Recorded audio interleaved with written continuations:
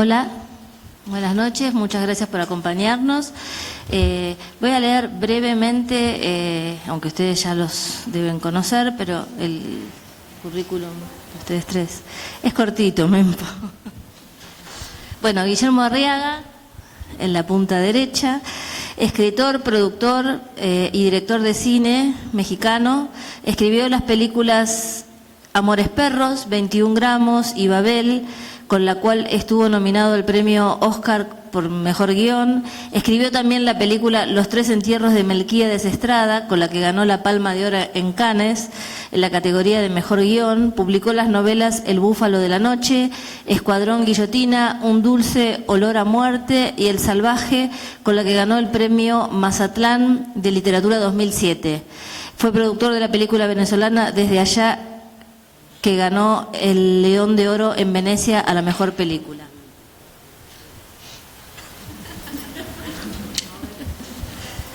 Mempo Giardinelli, argentino, nació y vive en el Chaco. Su novela Luna Caliente fue traducida a 26 idiomas y su ensayo El género negro son clásicos latinoamericanos. Recibió el premio Rómulo Gallegos por su novela Santo Oficio de la Memoria, entre varios más. En México, España, Chile, Italia. Autor de novelas y cuentos, ensayos y una vasta obra para niños, enseñó en universidades de México y Estados Unidos y recibió doctorados honoris causa en varias universidades. Fundó y preside en el Chaco una fundación dedicada al fomento de la literatura y la lectura. Y Pablo Simonetti, en el medio. Es ingeniero civil de la Universidad Católica, nació en Chile, se dedica a la literatura desde 1996.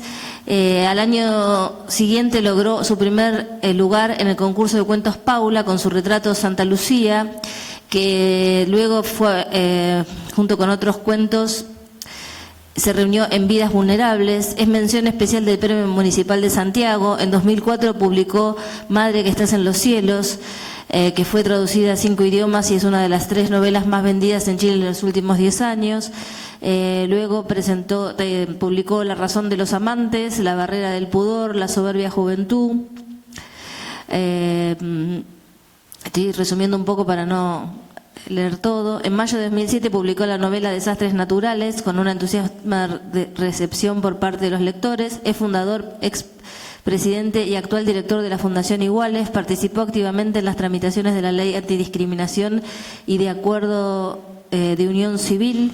Es director fundador de Espacio Público, que es un centro de desarrollo de políticas públicas, dentro del cual se desempeñó como director del proyecto Chile Diverso, Institucionalidad para la Igualdad. También es miembro del Consejo Consultivo del Centro de Estudios de Conflicto y Cohesión Social.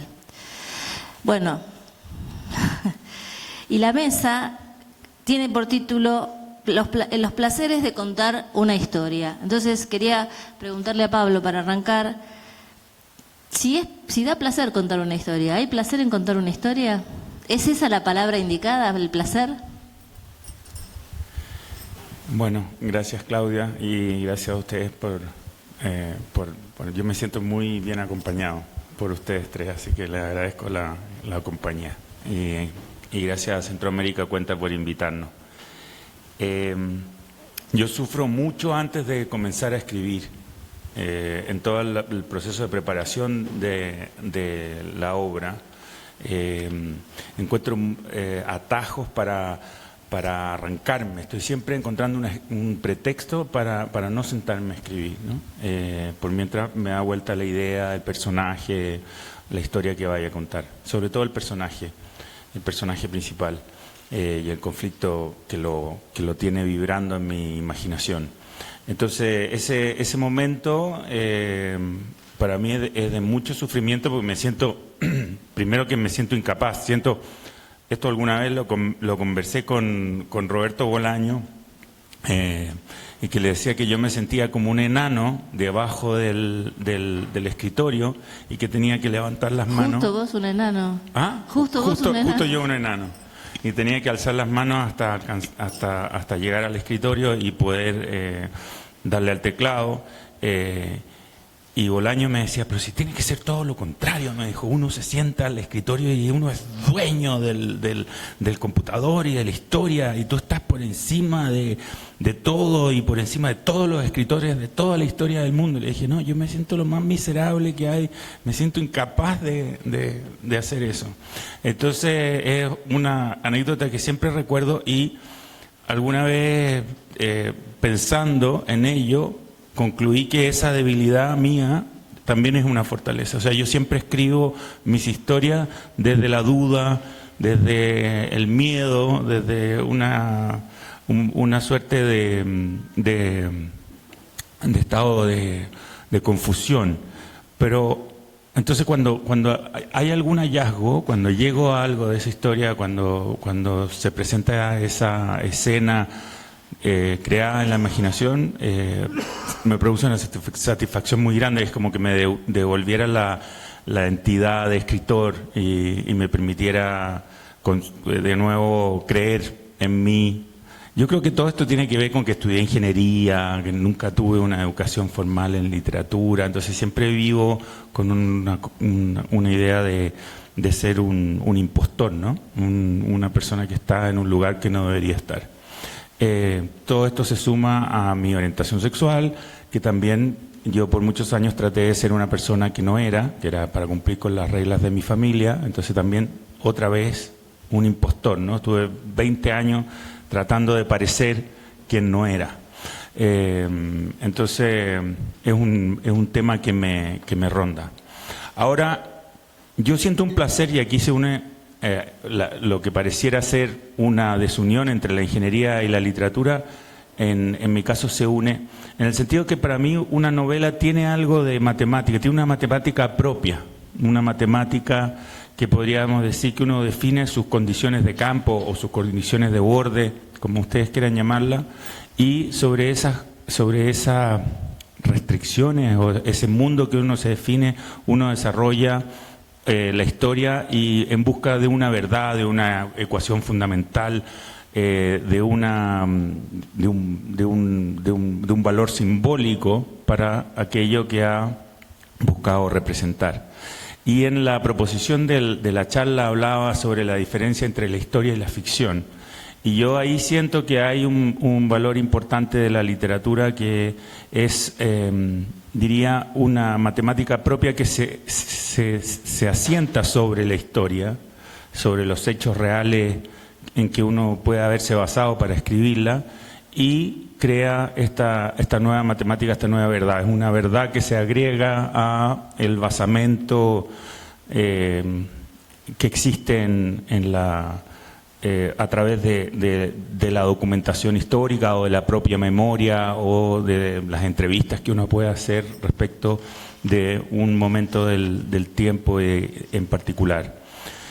Y en ese sentido creo que la gran contribución que hace, y este es el momento en que más placer siento cuando estoy escribiendo una historia, es en ese momento en cuando se sintetizan estas imágenes. Estoy pensando en imágenes como productos de la imaginación, no solamente imágenes visuales, sino que pueden ser verbales o imágenes complejas que tienen una parte verbal, una parte visual, incluso una parte matemática de cálculo, como, no sé, Leonardo da Vinci, ¿no? Que pensaba en dibujo, en escrito y en cálculo.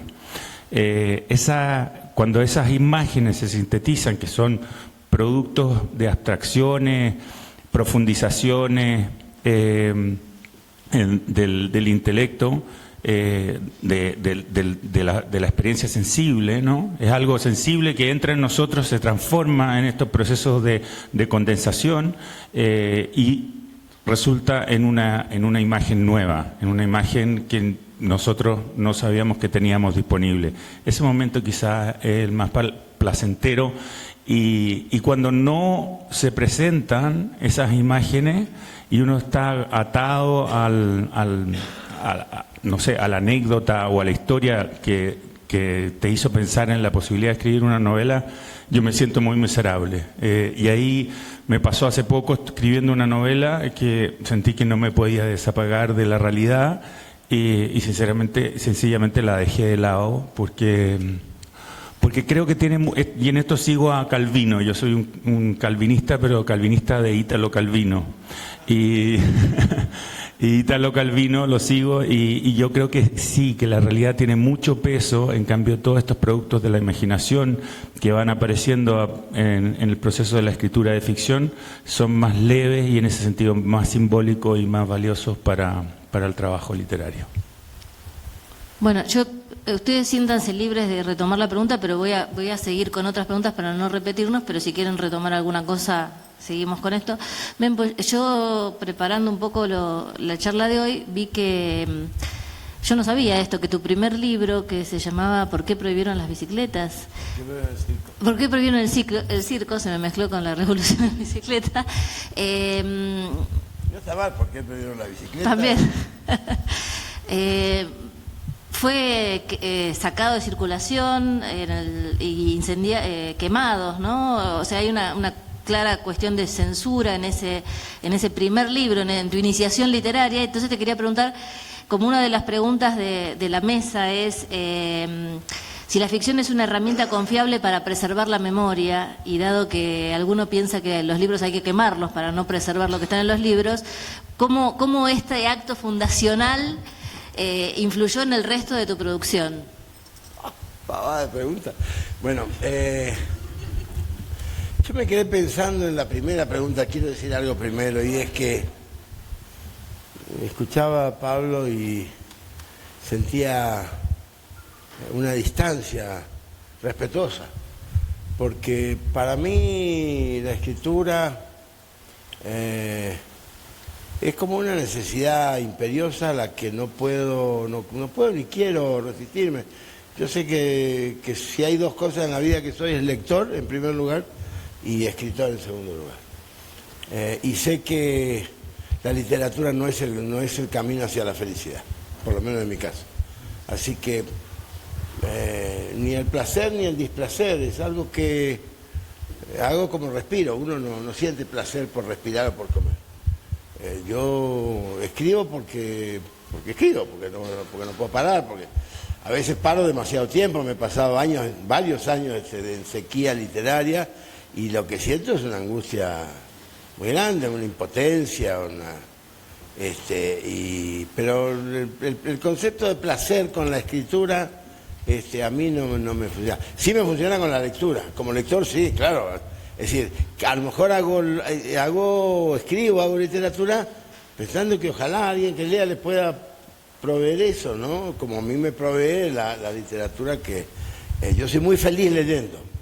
Pero la escritura es algo que hay que hacer, que no puedo, no la asocio ni al placer ni al displacer. Ni siquiera me siento profesional en eso, aunque sin duda lo soy. Pero bueno, eso es como respirar. Y respecto de esto otro, ¿cómo era esto otro? No, como hay una de las preguntas planteadas para la mesa, que es si la ficción puede ser una herramienta confiable para preservar la memoria, bueno, ¿cómo? No, pero ¿cómo? Era una broma más. Yo creo que la literatura necesariamente es el camino de la historia. La historia de la humanidad es una narración. La escriba quien la escriba, con la intención que sea, es una narración. Hay narraciones canallas, como hay historias canallas, y hay otras que son maravillosas. Si yo es bastante remanido ya el ejemplo, pero no encuentro otro mejor. Digo, yo nunca supe nada de Dinamarca. Dinamarca no sé la historia de Dinamarca, pero a mí Hamlet me ha dicho mucho de Dinamarca. Aún hoy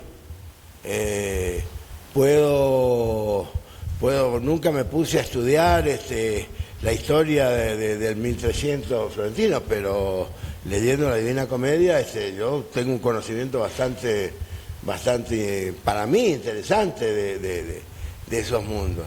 Creo que si uno lee, nunca estudié la gauchesca, pero para mí el Martín Fierro es un libro que además anticipa una Argentina del siglo XX. Es decir que me parece que necesariamente la literatura, sobre todo la novela más que el cuento, ¿no? Generalmente es la narración de la épica, del momento, el tiempo en que el autor o la autora parieron ese texto, ¿no? Y todo esto que estoy diciendo no me parece ni bien ni mal, digo lo que me parece que es nada más, ¿no? Y respecto de ese primer libro mío, qué sé yo, ya pasó, fue muy duro en su momento, fue la razón por la que paradójicamente me dio un factor de una enorme felicidad en mi vida, salir tan mal, tan angustiado de Argentina, clandestino, me habían quemado, pero no es que habían quemado mi novela, es decir, habían incendiado la editorial Losada y habían quemado, no sé, 200.000 libros, entre los cuales estaban, digamos, los 3.000 de mi primera novela que no llegó a librería, pero no es que fueran a quemar mi libro. Pero creo yo creo que la vida siempre da revancha. Y la revancha que me dio fueron 10 años de vivir en México, país que yo adoro, que no es mi otro país, es mi otra casa en el mundo, donde aprendí muchísimo, donde tuve mis grandes maestros. Puedo decir que nací a la literatura en México, publiqué ahí mis primeros 4 libros, tuve amigos entrañables, maestros maravillosos y además formé una familia y hoy tengo 2 hijas y 6 nietos mexicanos, chilangos, que son la luz de mis ojos, de modo que fíjense todo lo que me dio la quemazón de esos libros, ¿no? La vida me resarció y llevo conmigo a México, un país al que visito permanentemente. Guillermo, si querés retomar cualquiera de las preguntas, pero paso a la siguiente y como Mempo contestás la que querés, porque todo es interesante para nosotros, lo que ustedes cuentan. Otra de las preguntas que estaban planteadas en la charla era cuál es la búsqueda de cada uno de ustedes, dice, en cada libro. Y yo he leído algún reportaje donde vos decís que vos sentís, puede estar equivocado, porque viste que a veces uno te citan en un reportaje y vos decís, yo dije eso, pero creo que esto sí, probablemente lo dijiste, que vos sentís que en todos tus guiones y en todos tus libros sos un cazador, ¿no? Que siempre volvés al tema de la caza. Entonces esta pregunta que dice, ¿hay una búsqueda en cada libro? Me preguntaba si en tu caso es una búsqueda particular en cada libro, en cada guión, o si no hay una búsqueda general más allá de cada hecho particular en el que estás trabajando. Bueno, primero te agradezco aquí la compañía. A Mempo le recordaba que lo conozco desde hace 40 años. Yo era coordinador de la licenciatura en comunicación en la universidad donde él era maestro y se acordó de la última vez que nos vimos en Río de Janeiro. Creí que no te ibas a acordar. Mira, a los 3 años, por alguna extraña razón, me obsesioné con 2 cosas, con ser cazador y las mujeres. Esta etapa que tienen los niños de que fuchi las mujeres, yo no quiero nada con las mujeres, yo decía, ¿qué les pasa? Están locos, son los seres más maravillosos del planeta. Y la escritura tiene que ver, mi escritura por lo menos, tiene que ver con estas 2 cosas. No podemos olvidar que el arte, la narración, viene de la cacería. Las primeras narraciones pictóricas era para hablar de la presa, dónde estaban los búfalos, dónde estaban los ciervos, todas las pinturas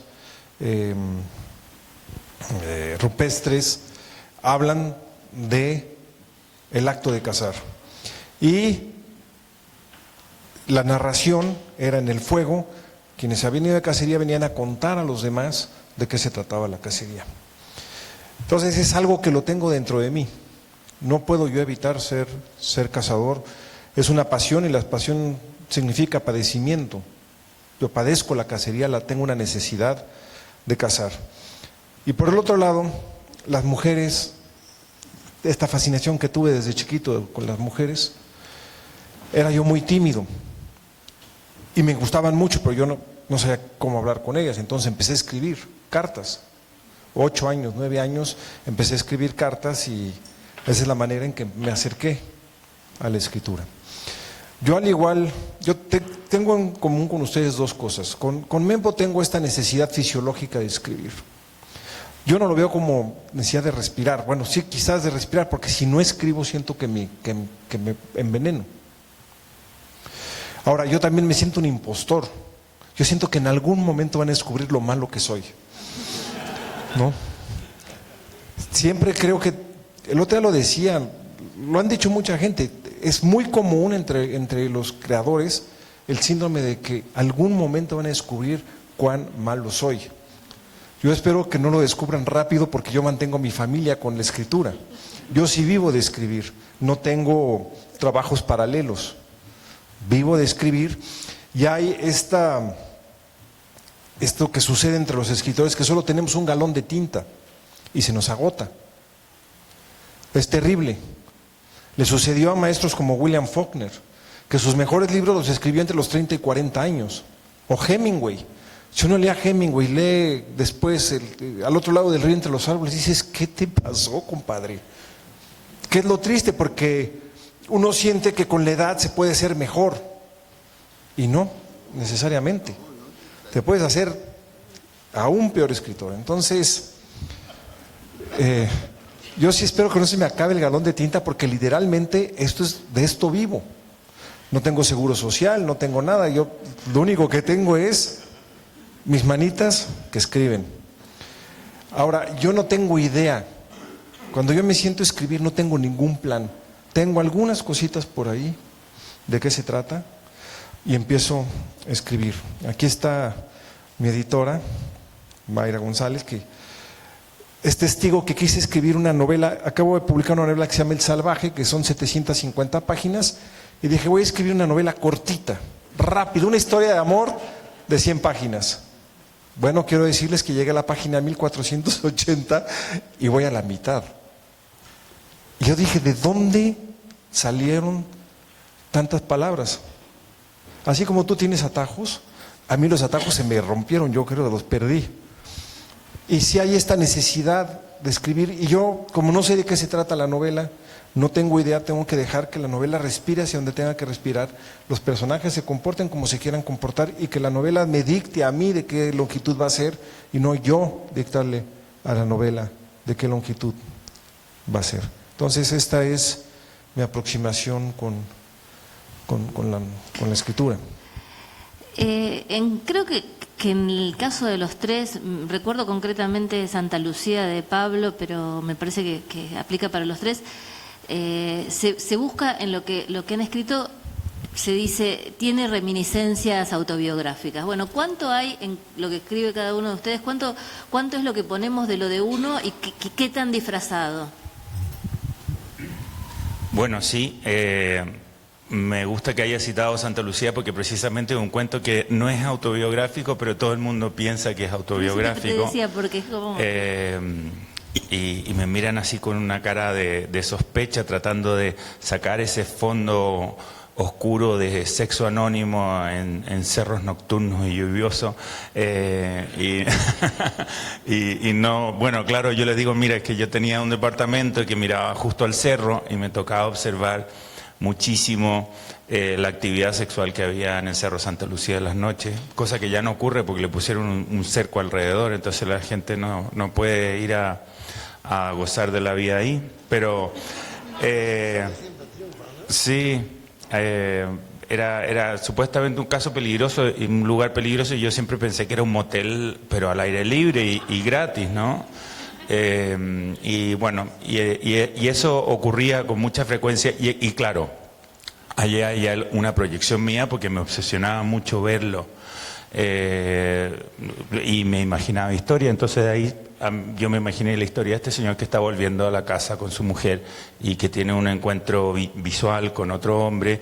Y que en ese encuentro, esa obsesión que quizás yo sentía al estarlo mirando del departamento, también se lo transmití al personaje y el personaje se vuelca y se va al cerro y bueno, y pasa todo lo que pasa en la historia.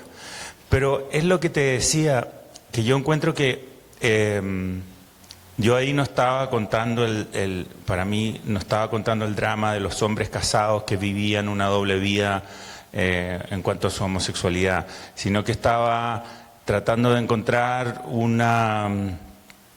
que ese podría ser lo que yo llamaba el basamento, ¿no? La piedra, la historiografía. En el Cerro Santa Lucía ocurría que las personas iban a tener sexo anónimo en las noches, ese sería.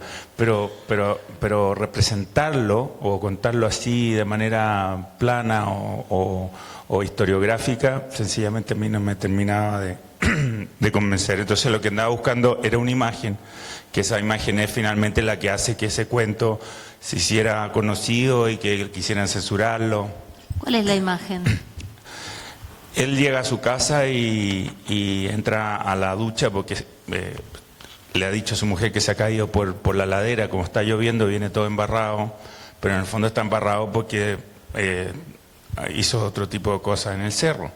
Entonces no tiene mucho cómo explicar que está toda su ropa sucia. Entonces se saca la ropa, se mete a la tina, la señora le trae un té y en la tina le sale un hilo de sangre del ano.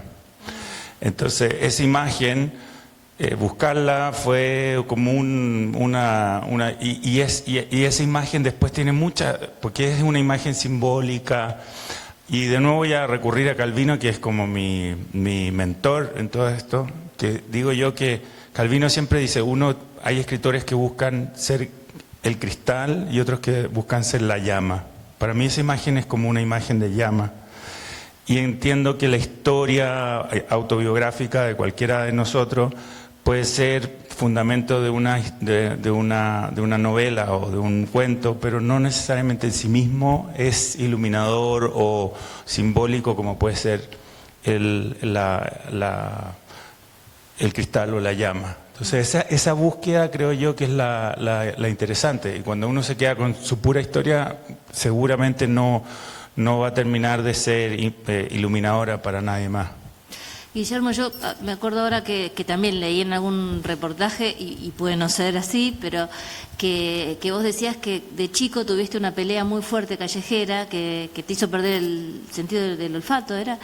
Y por eso también en muchas de tus historias está la pelea y está la cosa física y la violencia en la calle, ¿no? ¿Es así?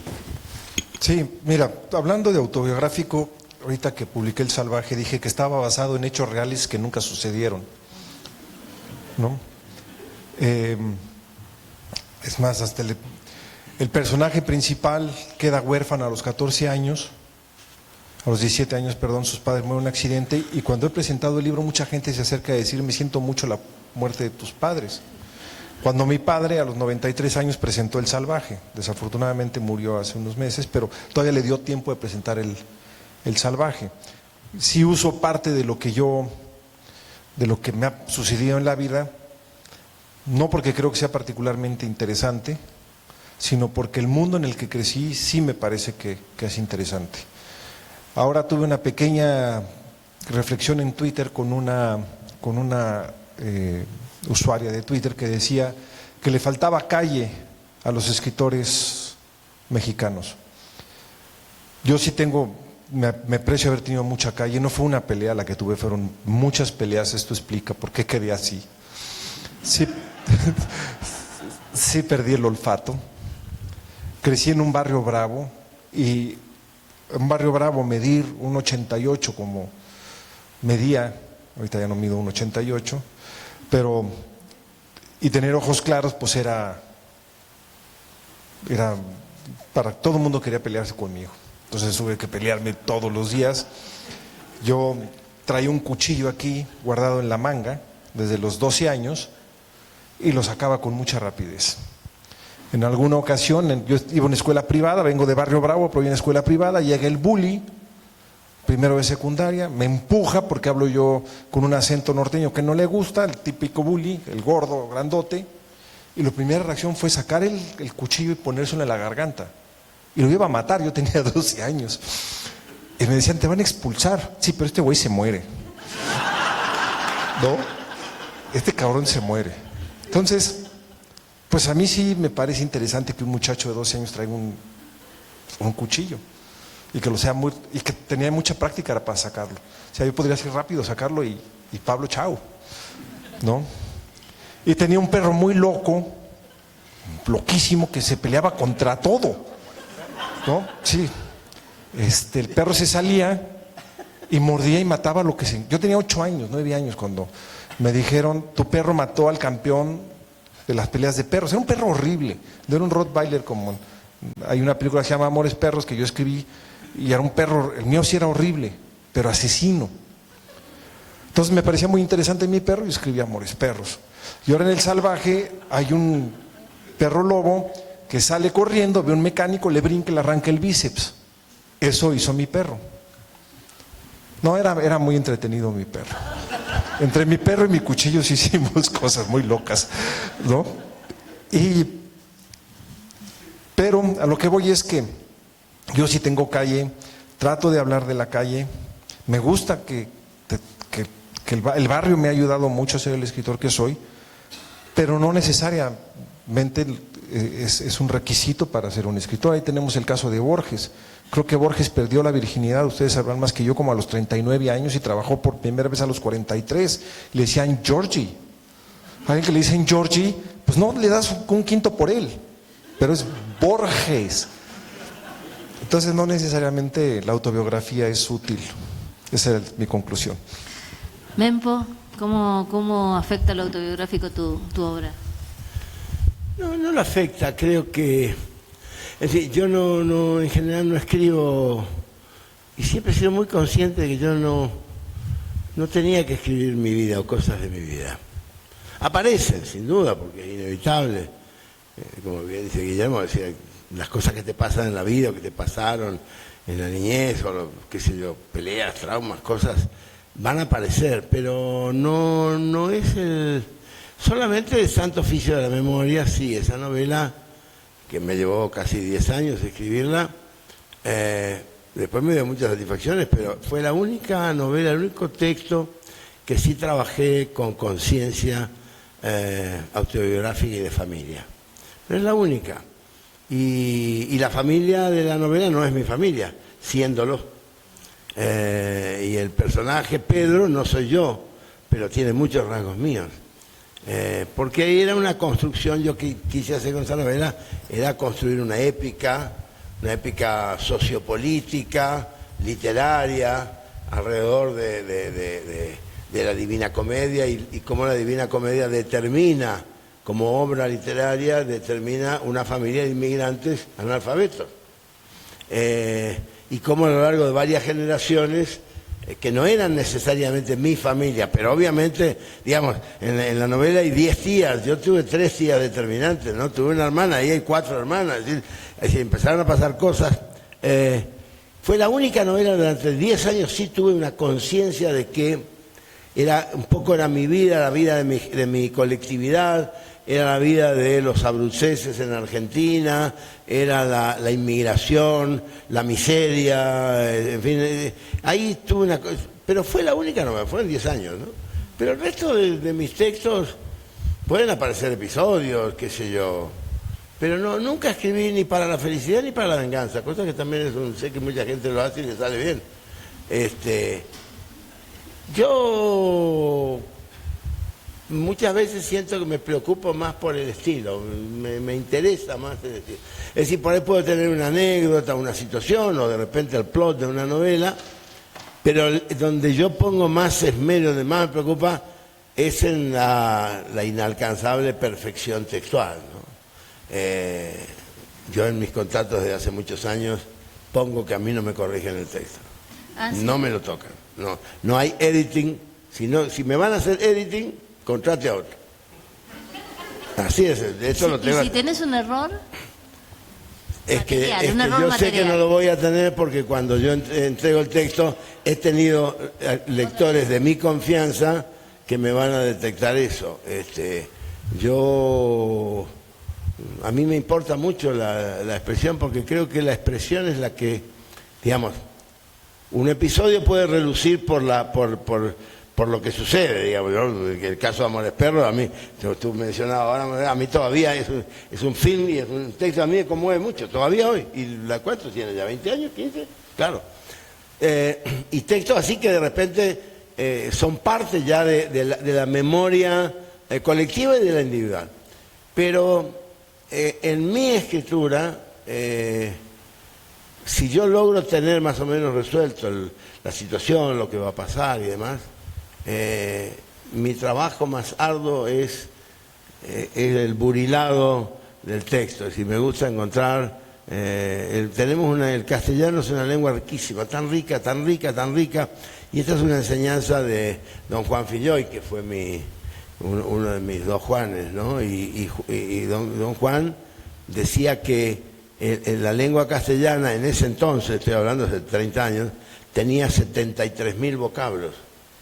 Y él los conocía todos. Y cuando él hablaba, y después cuando uno no lo lee, todavía había don Juan Filloy, no es que sea arduo porque habla o escribe difícil, sino la transparencia que adquiere el idioma cuando es bien tratado. Yo no llego a eso, obviamente, pero ese fue un modelo importante para mí. Otra de las ¿querías agregar algo? No, es que me acordé de una anécdota a propósito de lo que contó Guillermo, estas confusiones que a veces aparecen en la vida y la familia que mencionó Mempo. Yo escribí una novela familiar basada en la historia de mi familia que se llama Madre que está en los cielos. Entonces, cuando fue la presentación, mi hermana al terminar se acerca y me dice: yo estoy segura que soy María Teresa, por lo que habían dicho las presentadoras.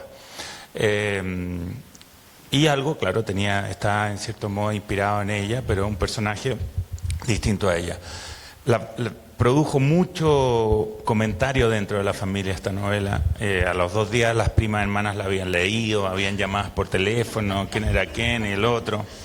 Yo tengo 2 hermanas y mi otra hermana me llamó diciendo que ella encontraba que mi madre estaba viva ahí, cosa que se empezó a hacer un problema después con el tiempo, que había gente que dice, bueno, pero porque la mamá hacía tal cosa. Y digo, no, la mamá nunca hacía tal cosa. Pero si sale en tu novela, me decía. Y yo decía, bueno, pero que no fue así. Bueno, pasaron 2 semanas y mi hermana sencillamente no me llamó, así que la llamé yo, le dije, ¿te pasa algo? Me dice, no, es que estoy molesta con la novela. Entonces dije, vamos a almorzar juntos. Entonces fuimos a almorzar juntos.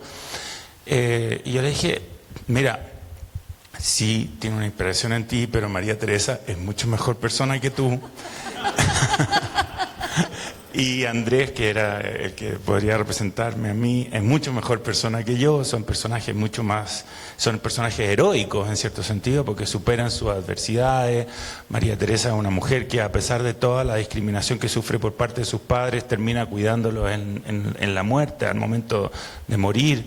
Es una mujer que logra ser feliz a pesar de tener una infancia terrible y a la larga los perdona y los cuida cuando se están muriendo. Entonces, le digo, ella es la heroína del libro. Ella es la que salva el libro, que esta historia sea una historia sencillamente de desolación.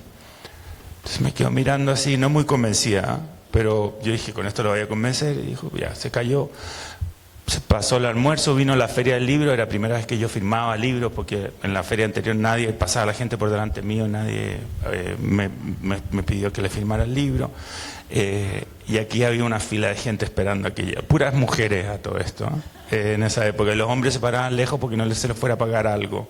Esto es el 2004, se separaban a 10, 15 metros de distancia los hombres, así miraban así como por encima, las mujeres esperando, y de repente veo a mi hermana venir entre la gente, diciendo, permiso, permiso, corriendo la gente de su lugar, permiso, permiso, permiso, oiga, póngame una silla aquí al lado de mi hermano. Entonces ella va, se sienta, se acerca a la próxima persona y dice, yo soy María Teresa.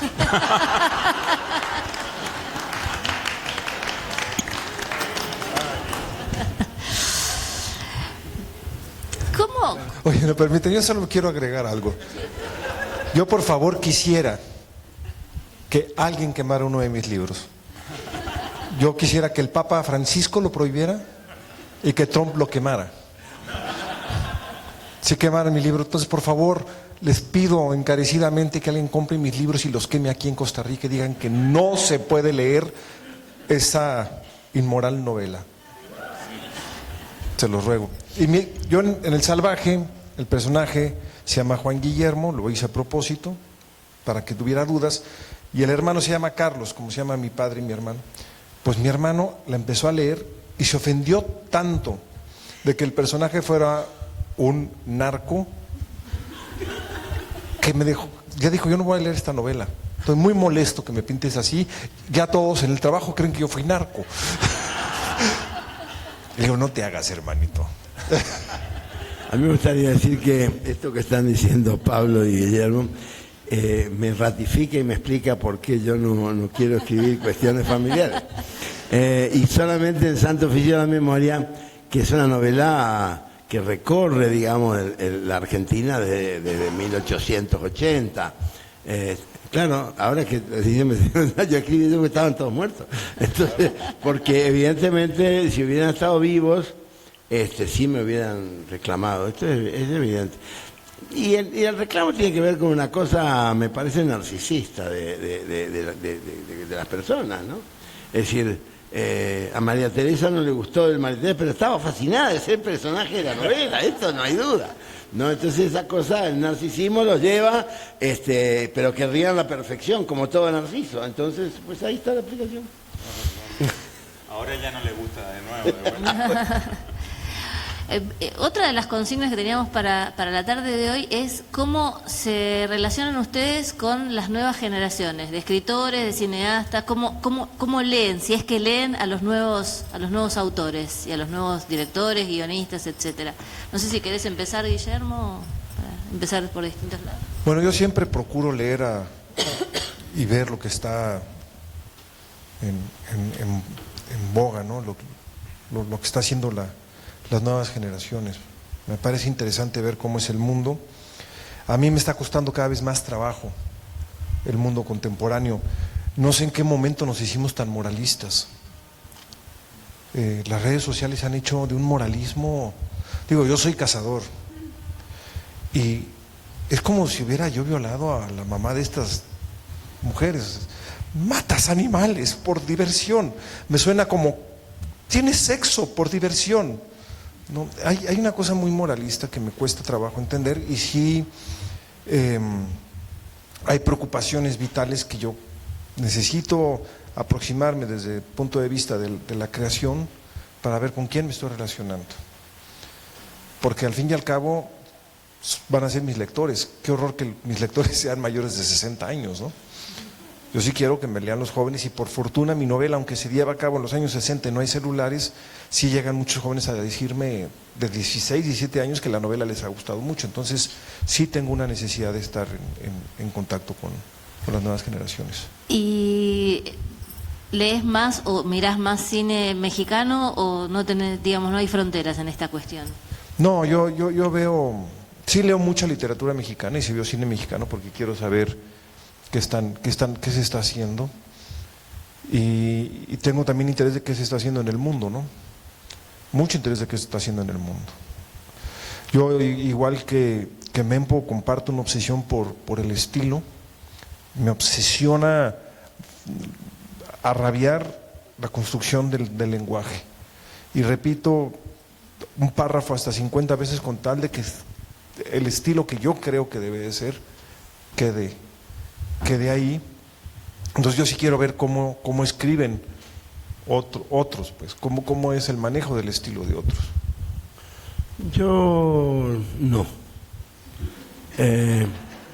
No, pero porque lo que pasa es que yo estuve más de 20, 25 años leyendo. Yo trabajé en México 8 o 9 años al lado de Edmundo Valadez en la revista El Cuento. Y ellos, digamos, los maestros se reunían una vez cada 15 días y habíamos 2 o 3 que teníamos que leer todo lo que llegaba, y lo que llegaba era mayoritariamente entre infantil y adolescente, que era fácil descartarlo, ¿no? Pero también había gente que teníamos que ser los descubridores de talentos, digamos, el día hoy, ¿no? Para que ellos eran el Mundo Varadez, Juan Rulfo, Tito Monterroso, eran figuras de peso. Entonces, y uno no podía más meter la pata de dejar pasar cuentos muy débiles, ¿no? La revista se sostenía sobre eso. Y después de esa experiencia, cuando volví y cuando regresé a Argentina, yo dirigí la revista Puro Cuento, la fundé y la creé en el modelo del cuento de Mundo y de Juan, y estuve 7 años leyendo todo lo que llegaba, además un país como era la Argentina entonces, que tenía esa necesidad expresiva después de tantos años de censura y de cerrazón y de violencia, ¿no? Es decir, y la verdad es que me cansé. Llegó un momento que ya uno veía, en esa época todo llegaba por carta, uno veía sobre, veía la letra y ya te anticipaba lo que... Yo me quedé un poco fóbico con eso, ¿no? Y de alguna manera, porque además fueron 2 periodos de poca escritura. Cuando uno es editor de una revista de cuentos que tiene que salir y que lee y te mandan, no sé, 200, 300 cuentos por semana que te llegan de todos lados y tienes que leer y tienes que discernir y que además pasarlo y discutir en la mesa. Bueno, yo me quedé fóbico con eso. Sí sucede ahora que ya soy grande, tengo la ventaja, o me la inventé, de que leo lo que quiero, leo lo que se me pega la gana, y como debe estar a ustedes, uno tiene un altero de 200, 300 libros haciendo cola. Yo por ahí meto la mano y saco alguno, es decir, al azar o porque alguien me dijo, lo que sea. Últimamente sí he descubierto, yo creo que he descubierto 2 o 3 autores en mi país que me interesan mucho, ¿no? ¿Y nos querés compartir quiénes así? Sí, uno que acabo de presentarle la semana pasada en la Feria del Libro de Buenos Aires, y que lo descubrí como jurado del premio de la Fundación del Libro de 2018, que ganaron 2 tipos que son, uno es un mexicano, el premiado es un mexicano de Tijuana, y juro que mi mexicanidad no hizo nada, ¿eh? Es decir, aporté mi voto, salió por unanimidad. Se llama Daniel Salinas Basabe, no sé si tú lo conoces, es un escritorazo, un tipo de 42 años, un libro pero extraordinario. Y el otro, César Sodero, que es un joven argentino, tiene también 42 años, patagónico, y que los 2 libros fueron deslumbrantes. La verdad, no los empatamos porque, bueno, no se podía compartir el premio. Entonces, para mí leer esos 2 jóvenes, digamos, etariamente podrían ser mis hijos, entonces me reconcilió mucho con eso. Además de que en la literatura argentina de hoy hay una generación de jóvenes muy interesantes, ¿no? Está mi paisano Quirós, Mariano Quirós, que es un tipo muy interesante. Está el grupo de chicas, Samantha Schweblin, Mariana Enríquez, Selva Almada, que son toda gente de cuarenteando, ¿no? Y que son una generación muy renovadora. Así que me parece, estoy como reconciliándome con esto, ¿no? Sí, le contesta Pablo y con esto terminamos, si quieren agregar algo. Perfecto. Yo tengo la suerte de tener un taller literario, de dirigir un taller literario que lo patrocina una universidad, entonces es gratuito para los alumnos y eso hace que sea muy demandado. Entonces todos los años postulan entre 300 y 400 personas y solo quedan 8 o 7, porque hay unos que siguen de año en año, se quedan 2 o 3 años. El índice de suicidio.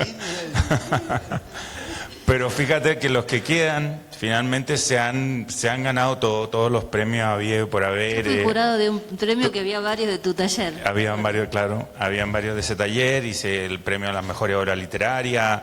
Hay una chica que se llama Mónica Druillí, que escribió un libro de cuentos que se llama Retrovisor. que a mí me gusta mucho ella, verdaderamente es notable, es ingeniera como yo, pero aunque mi ingenieridad no juega en este juicio, pero tiene una manera muy especial de escribir, porque, bueno, escribe de mujeres más bien solas, mujeres bastante mentales, y incorpora la manera de reunir información que tenemos ahora y de procesar las cosas como con internet. Esa cosa que cuando uno está conversando y toma el celular y dice así, fue entre 1932 y 1934 o lo que sea, ¿no? De una madre egoísta tratando de hacer una torta de cumpleaños para su hijo, entonces empieza a bajar recetas y todas estas recetas aparecen en el medio del texto. Entonces es muy bonito como lo ha logrado, y es muy episódico, es fragmentaria, y me gusta mucho porque es totalmente distinta a mí, y muchos de mis alumnos, otro fue Bogotá 39, Eduardo Plaza y así. Entonces tengo la oportunidad de estarlos leyendo porque van a mi taller, entonces es una maravilla. Y tengo una buena relación con ellos, a pesar de que de verdad ya los estilos se ha vuelto muy episódico y fragmentario, está muy autobiográfico, muchísimo más incluso que la generación mía, diría yo, que es como casi testimonial. Bueno, me dicen que el tiempo se acabó, pero no sé si alguno si quiere agregar cada uno alguna... ¡Ey! Estábamos comenzando. Sí, pero para todo. A ver si quiere de cada uno terminar con alguna frase, con alguna cosa que ya... Yo solo quiero decir algo. Miren, yo me tardé en mi última novela, El Salvaje, 5 años y medio en escribirla. Yo empecé a escribirla siendo un atleta y terminé siendo esto. Un gordito 14 kilos más. Y hay gente que me dice, me leí tu libro en 4 días. Fue doloroso. 5 años y medio para 4 días. Hasta que un amigo mío me dijo, si tú juntas las 4 días de este lector, con los 4 días de este lector, con los 4 días de este lector, puede que tengas tus 5 años y medio. Tengo un déficit. Les ruego que por favor me regalen sus 4 días. Bueno, muchas gracias por acompañarnos y la seguimos. Tenemos todavía unos días más de Centroamérica Cuenta.